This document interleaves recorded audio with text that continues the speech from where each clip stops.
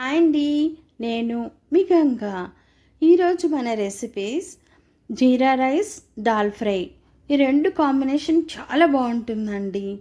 Dal fry ఇలా ఒకసారి try చేయండి, డాబా స్టైల్లో చాలా బాగుంటుంది. జీరా రైస్ కోసం నేను బాస్మతి రైస్ 1/2 కిలో తీసుకొని వండి పక్కన పెట్టుకున్నాను. కళాయిలో ఆయిల్ వేసుకొని కొంచెం నెయ్యి కూడా వేసుకుంటే చాలా బాగుంటుంది. తేజ్పత్తా ఆకు వేసుకొని 4 లవంగాలు, ఒక ఇలాచి, చిన్న దాల్చిన చెక్క, ఇవి కొంచెం వేగాక జీలకర్ర వేసుకోవాలండి. 2 స్పూన్స్ జీలకర్ర వేసుకోవాలి.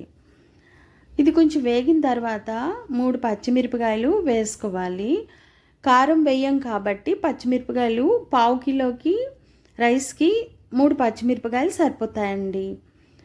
అప్పుడు రుచికి సరిపడినంత సాల్ట్ కూడా వేసి బాగా కలిసిన తర్వాత మనం బాయిల్ చేసి పక్కన ఉంచుకున్న అన్నం కొంచెం కొంచెంగా వేసుకుంటూ బాగా కలియబెట్టాలి. ఈ ప్రాసెస్లో మీకు నచ్చకపోతే తాలింపు వేగిన తర్వాత ఒక గ్లాస్ రైస్కి 2 గ్లాసుల నీళ్లు వేసి కూడా చేసుకోవచ్చండి. కుక్కర్లో చేస్తే 1.5 గ్లాస్ వాటర్ పడుతుంది. అదే ఇలా కళాయిలోనో గిన్నెలోనో చేశారనుకోండి, ఒక గ్లాస్ రైస్కి 2 గ్లాస్ వాటర్ పడుతుంది. ఇప్పుడు అన్నం అంతా వేసి తాలింపు మొత్తం ఈ అన్నానికి బాగా పట్టినట్టుగా బాగా కలియబెట్టుకోవాలి. ఇప్పుడు కొంచెం కొత్తిమీర పైన చల్లుకోవాలండి. స్టవ్ ఆఫ్ చేయడమే. మొత్తం అంతా కలుపుకున్న తర్వాత ప్లేట్లో సర్వ్ చేసుకోవాలి. జీరా రైస్ అయితే రెడీ అయిపోయిందండి. చూసారు ఎంత సింపుల్గా అయిపోయిందో.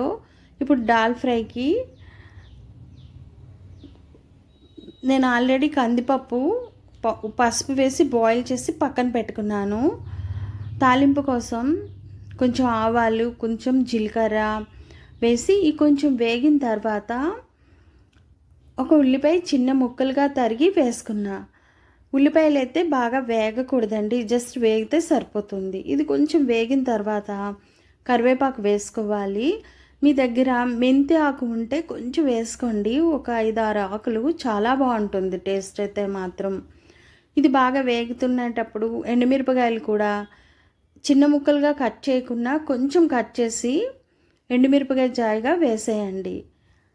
కచ్చపచ్చగా దంచుకున్న అల్లం, పచ్చిమిరపకాయల పేస్ట్ కూడా వేసి బాగా కలుపుకోవాలి, ఆ పచ్చివాసన పోయేటట్టు.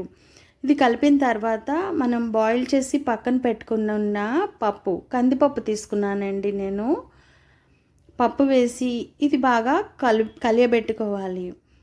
ఇందులో లవంగ, ఇలాచి, దాల్చిన చెక్క కొంచెం పౌడర్ లాగా దంచి ఇందులో వేసుకుంటే ఆ ఫ్లేవర్ బాగుంటుందండి. ఇవి ఇలాగ చేసుకుంటే బాగుంటుంది. మసాలా పౌడర్ చేసి వేసుకున్నా బాగుంటుంది, గరం మసాలా.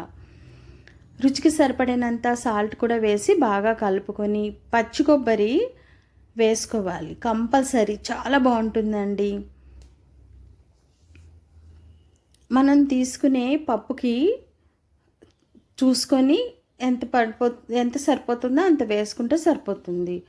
చిటికెడు పంచదార కూడా వేసుకొని కొత్తిమీర పైన జల్లుకొని స్టవ్ ఆఫ్ చేసి సర్వ్ చేసుకోవడమేనండి. అంతే, దాల్ ఫ్రై రెడీ. ఒకసారి ఈ మెథడ్ కూడా ట్రై చేయండి, చాలా బాగుంటుందండి. జీరా రైస్, దాల్ ఫ్రై రెడీ అండి. నా రెసిపీ నచ్చితే లైక్ చేయండి, సబ్స్క్రైబ్ చేయండి మరిన్ని వీడియోల కోసం. Thank you.